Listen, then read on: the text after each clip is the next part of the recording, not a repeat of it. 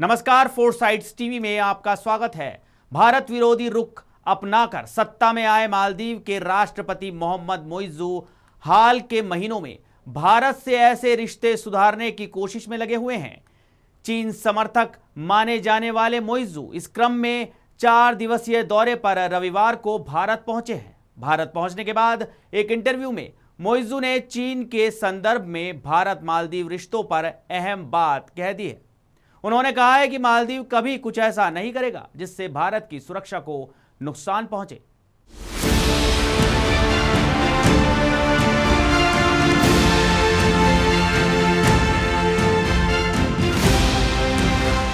मालदीव के राष्ट्रपति मोइज़ू ने एक इंटरव्यू दिया है जिसमें उन्होंने चीन के साथ मालदीव के बढ़ते रिश्तों और उस पर भारत की चिंता पर बात की। मोइज़ू ने कहा कि मालदीव अलग अलग देशों के साथ सहयोग बढ़ाने के लिए प्रतिबद्ध है, लेकिन वो इस चीज के लिए भी प्रतिबद्ध है कि उनकी गतिविधियों से क्षेत्र की सुरक्षा और स्थिरता से किसी तरह का समझौता न हो। मोइज़ू ने कहा कि भारत मालदीव का एक मूल्यवान साझेदार और दोस्त है और ये संबंध आपसी सम्मान और साझा हितों पर आधारित है। उन्होंने ये भी कहा कि मालदीव भारत के साथ मजबूत और रणनीतिक संबंधों को आगे बढ़ाना जारी रखेगा और क्षेत्रीय स्थिरता सुनिश्चित करने के लिए मिलकर काम करेगा।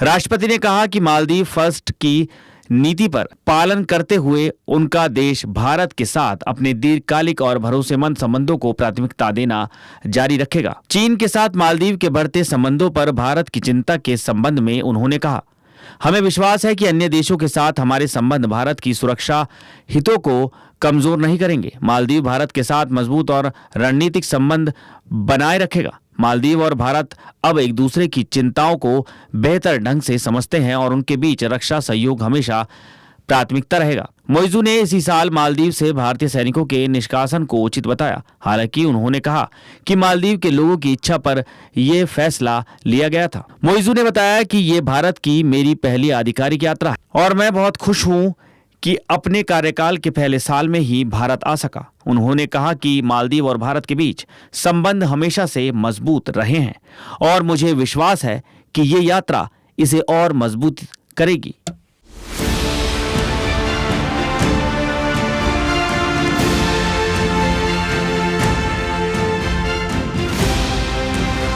खबरों में नया अपडेट तो देखते रहिए फोरसाइट्स टीवी।